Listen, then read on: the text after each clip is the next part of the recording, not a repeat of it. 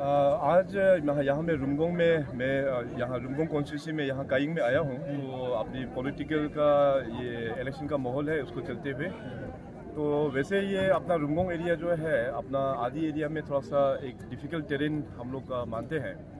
और इस एरिया में बहुत सारा ऐसे गांव भी है, खास करके पायुम सर्कल में।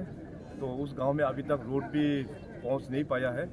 तो हम लोग ने अभी बीजेपी का अपने पार्टी ने हम लोग ने तय कर लिया है कि ये आने वाला जो 5 सालों में पायुम सर्कल में हम लोग वहाँ पे ब्रिज बनाते हुए उसको कनेक्शन दे के, और जहाँ जहाँ गांव में अभी रोड नहीं है उसको भी आने वाला 5 सालों में हम लोग रोड्स भी बनाएंगे। और इस बार मैं अपनी ओर से प्लानिंग डिपार्टमेंट में एक मेजर हम एक रिफॉर्म लेके आना चाहता है।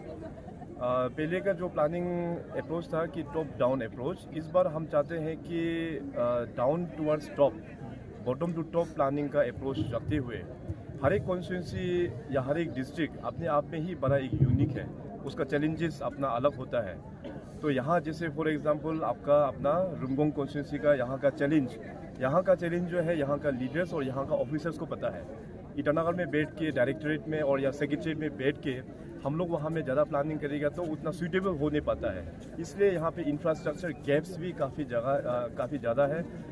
यहाँ पे स्कूल्स भी कंडीशन ख़राब हो सकता है। मेडिकल्स में भी जैसे कहा कि उतना अच्छा इंफ्रास्ट्रक्चर नहीं हो सकता है। तो आने वाला दिनों में जो बॉटम टू टॉप प्लानिंग करेंगे तो इन सारा जो इंफ्रास्ट्रक्चर जो गैप्स है उसको एड्रेस करते हुए अभी एक नया प्लानिंग प्रोसेस के साथ में अरुणाचल को आगे लेके जाएंगे। और सर जैसे आपने आज कहा है, जैसे अगर नॉर्मल एमएलए बनता है तो दैट इज़ 15 करोड़, और अगर रूलिंग में रह के अगर एमएलए बनता है तो दैट इज़ 1000 करोड़। तो जैसे आप अभी जानते हैं कि हमारा जो अभी का जो प्रेजेंट एमएलए है वो भी बीजेपी से ही थे।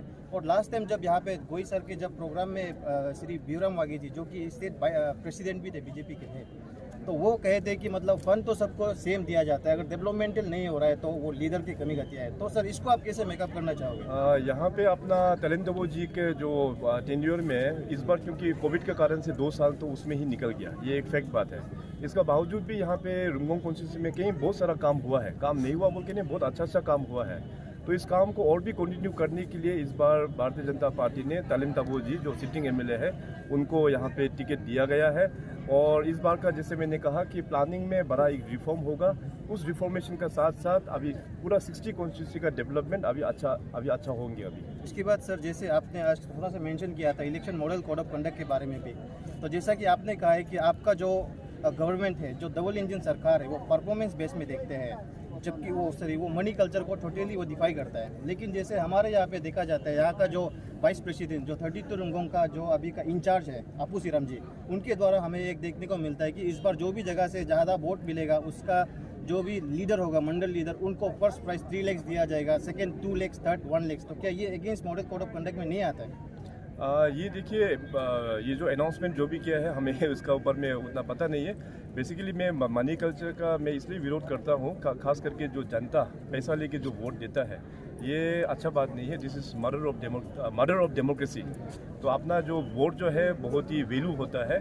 5 साल का डेवलपमेंट को देखते हुए, परफॉर्मेंस बेस को देखते हुए आप सभी वोटर्स लोग वोट करना चाहिए।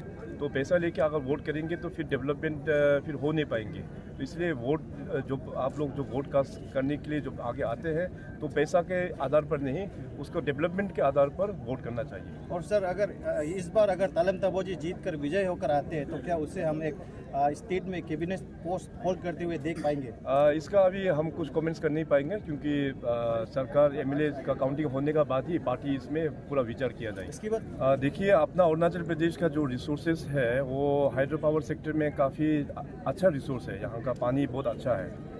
तो ये बोलते हुए मगर मैं हमेशा पब्लिक प्लेटफॉर्म में बोला हूँ, डेवलपमेंट चाहे कुछ भी हो, नॉट ओनली हाइड्रो पावर, चाहे रोड भी हो, चाहे बिल्डिंग या जो भी प्रोजेक्ट्स हो गवर्नमेंट का, अगर पब्लिक उसको क्लियर करके नहीं देता है, पब्लिक का अगर सहमति नहीं है तो उसको हम लोग नहीं बनाएंगे। हाइड्रो पावर का भी मैंने बार बार वही कहा है कि जहाँ जहाँ पब्लिक का एक्सेप्टेबिलिटी है वहीं हम हाइड्रो पावर बनाएंगे। अभी रिसेंटली मैं यहाँ में तातो में जाके निपको का जो हाइड्रो पावर प्रोजेक्ट का कंपनसेशन भी वहाँ पे दे गया है। वहाँ के लोग चाहते हैं कि उस डिस्ट्रिक्ट में शियोमी में हाइड्रो पावर बने तो वहाँ बनेगा। अगर सियांग बेल्ट में लोग अगर नहीं चाहता है कि हाइड्रो पावर ना बने तो नहीं बनेगा, सिंपल सी बात है। Thank you. Thank you. तब तो ठीक है, अपना के लिए चिल्लाएगा, ये tapi tu Romgong की अभी तो सब उतारा है। सो अपना के लिए सोचना जरूरी है।